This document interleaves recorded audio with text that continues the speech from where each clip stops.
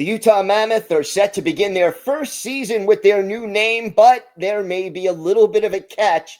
Robyn Leano of Locked On Mammoth joins us to talk about that and the season ahead next on today's Locked On NHL podcast.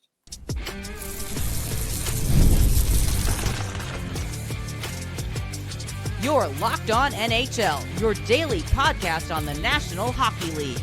Part of the Locked On Podcast Network, your team every day.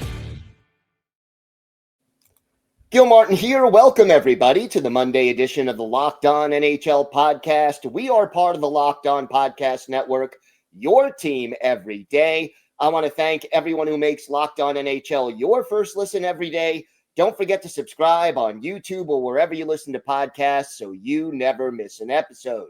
Today's episode is brought to you by FanDuel. Download the FanDuel app now by visiting FanDuel.com and win $300 in bonus bets if your first $5 bet wins. It is my pleasure to welcome back to the show the co-host of Locked On Mammoth, Robyn Leano. And Robyn, exciting times for the Utah Mammoth.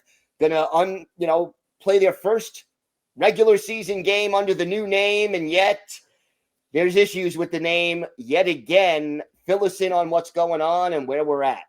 Yeah, so this is something that has been kind of slowly churning over the summer. There was a complaint initially filed by Mammoth Hockey, which is a hockey bag equipment company that's based in Portland, Oregon, they sent a cease and desist to the Utah Mammoth saying, hey, you can't use this. You can't use it. There's going to be some confusion. Back in August, Utah responded with actually a lawsuit saying, no, we own the trademark. We actually have the legal right to use this. There's going to be no confusion. Slowed a little bit until then, but now we have a response back from Mammoth Hockey once again, where they actually are filing for a preliminary injunction against the Utah Mammoth, asking the court to essentially tell the Mammoth, hey, you can't use the name right for now until we have something finally settled. You can't sell any merch.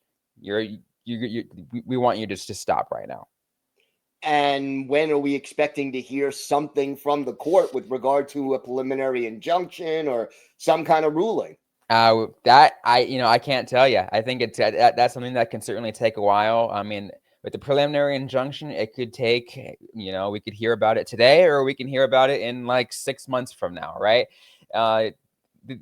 It's all very complicated, and I can't really say exactly what I think is going to happen, Gil, because, look, I'm not a lawyer. I never passed the bar. I never went to law school, so I can't tell you some of the outcomes. But what I think it seems to be what the Utah Mammoth want to do, or likely will try to do in this case, is go for a settlement scenario, because they do not want to. They don't want to go through any scenario in which either A, they lose any goodwill, or B, they have to change the name again.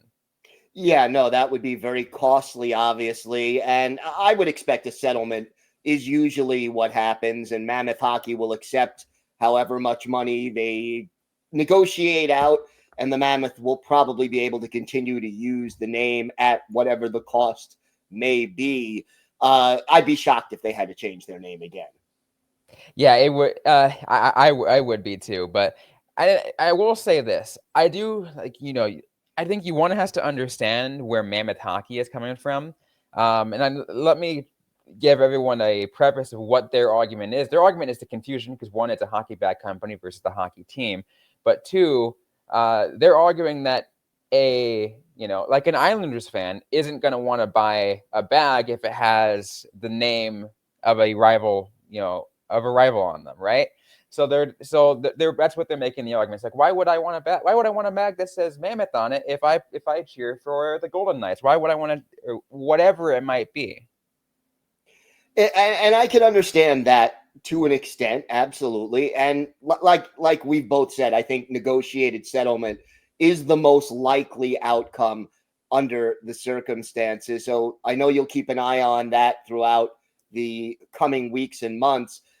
Robyn, how about the preseason so far, training camp? Who has stood out? What has struck you most about this team, both good and bad?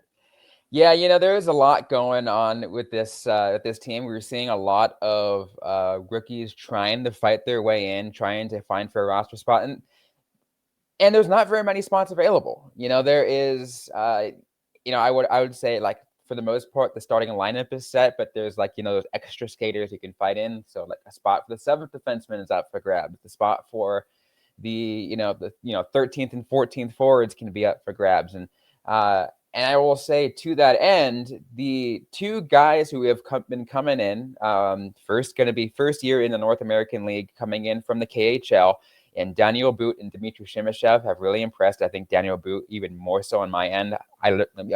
Maybe it's because I pay attention more to forwards than I do to defensemen, but I've really liked how he has played. And I'll add, I really feel like Vitek Vanacek, who was acquired over the offseason in a free agency signing, has really also been very impressive. He had a game against the Los Angeles Kings that just looked really, really good, which honestly, I feel like if Karel Vejmelka doesn't really improve as much as he did, as he has been during this preseason so far, I would be interesting to see if there's a potential battle for a starter spot. Interesting. And how close do you think we are to that based on the preseason? I mean, we still have to give Veggie, as we call him, some leeway. I feel like because he is a starter. I mean, he's got starter money, and they will give him the benefit of the doubt. They'll give him his time. They'll give him whatever he needs. But it seems that if there is any shed of doubt, that's where they can bring in Vanacek, who has been impressive so far. So we'll see how long it's going to take. I can't really give any timeline because that all really depends on if Karel Vejmelka is going to actually come back to his former self from last year, or if he's going to just stay stagnant as he has so far this preseason. So what are the keys to success? This team improved last year, still on the outside looking in when it came to the playoffs, but in the ballpark, in the conversation until very late in the season. What is necessary for this team to break into the playoff party? Yeah, so there's a couple of things that I really want to see this team do. One is to clean up the game a little bit. Last year, they were among one of the most penalized teams in the National Hockey League, regularly racking up the penalty minutes, and some of them, Gil, really were unnecessary penalties, too many men penalties, or delay of game penalties that really are fundamental penalties that you just do not take. They're just, for lack of a better term, dumb, right? So that's one. And two is the defense needs to tighten things up.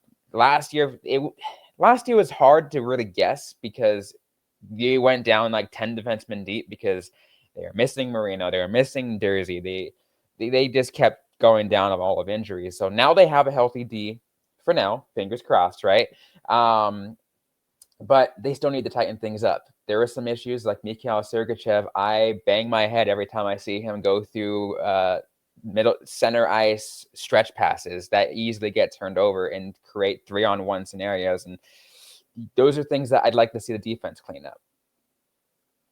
And as far as, are there players who you think are ready to take a big step forward this year? I will say that I feel like there is going to be a different amount of line juggling, but I do feel like there's going to be a couple of different players who I feel like will work really well together. During the preseason, we got a chance to see Dylan Guenther and JJ Paterka together, and I feel like with those two together, it would be unbelievable. I feel like those two are going to be another step up. Dylan Guenther's already made a step up. I feel like with them two together, we'll make an even bigger step. Logan Cooley is going to be bound for another breakout year. He's in a contract year. He's going to be due for an extension, and I know he's going to want to get as close to a Kirill Kaprizov money as he can. He's not going to get that high, but he wants to get close. I'm sure he does. Absolutely. Robyn, why don't you tell our viewers and our listeners where they could find the podcast and where they could find you and your co-host on social media? Yeah, on the for the podcast, you can find us just about everywhere. We are at Locked On Mammoth. That's at Locked On Mammoth. Just about everywhere. Primarily active over on X/Twitter, whatever you guys want to call it these days.